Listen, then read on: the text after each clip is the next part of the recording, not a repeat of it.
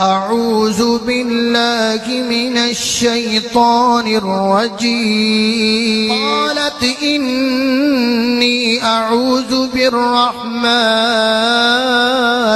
منك إن كنت تقيا. قال إنما أنا رسول ربك لأهب لك غلاما زكيا. قالت أنى يكون لي غلام ولم يمسسني بشر ولم نك بغيا.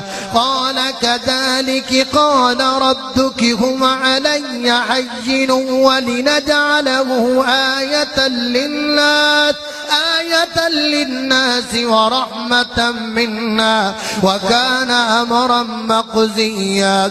فحملته فانتبذت به مكانا قصيا.